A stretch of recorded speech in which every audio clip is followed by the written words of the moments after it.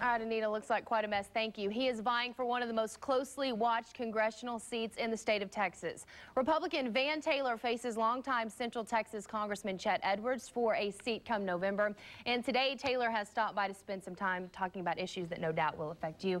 Van, thank you so much for being here with us. Great to have you on the show here at noon. Thanks, Julie. Good to be here. Yeah, great to have you. First of all, a big question a lot of folks have is what made you decide you wanted to run for Congress? Sure. Well, after I received a lot of encouragement from people across Central Texas, I'm running for Congress for the same reason that I fought in Iraq, because I want to give a better, stronger, safer America to our children. I think there's anybody that was coming in your spot, regardless of who the person might be, knows that it will be a tough race. I mean, Chet Edwards has been a congressman in Central Texas for a long time. What do you think you bring to the table that will allow you to take a victory come November?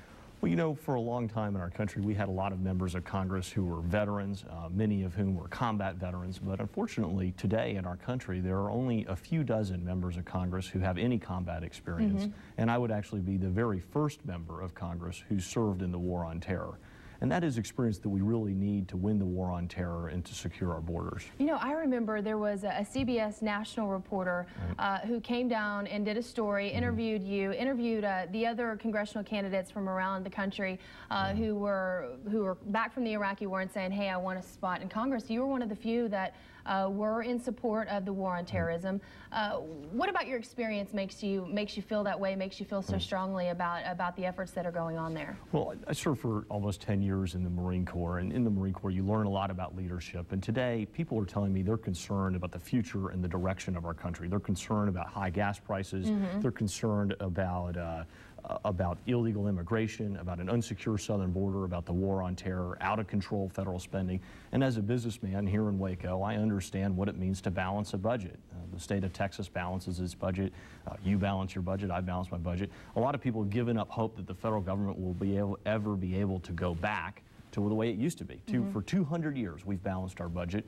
But we're sending people to Washington that are spending like drunken sailors, and they're asking for change. And I'd like to offer that alternative to change. You touched on one issue that is certainly hit a spot with most folks in the area. Let's specifically talk about folks in our district. We're talking about Texas, a crossing path for millions of illegal immigrants coming into the country. What is your plan? What do you think would work in order getting a rein over what's going on?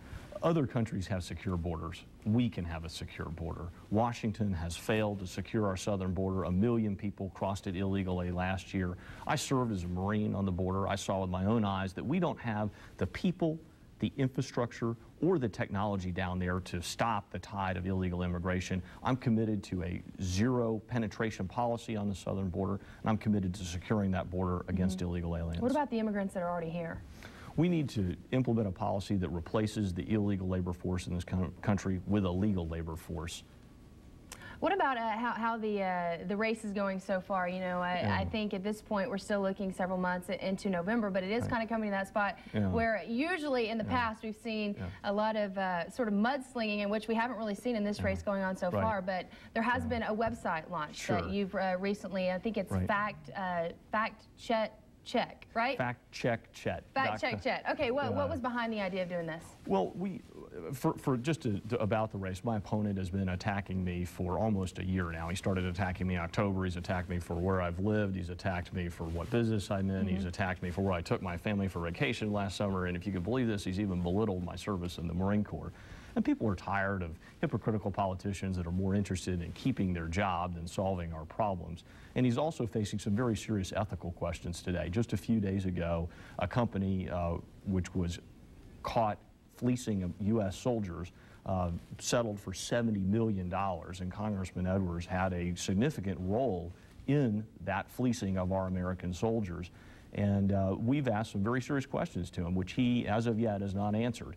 What did he know? When did he know it? We've asked him to release official public records. These are records that you and I, as taxpayers and voters, have a right to see. And thus far, his silence has been deafening. He has not spoken to this ethical situation that he needs to address. And I'm discouraged about the fact that he has not said anything about this that's really answering the questions that we have.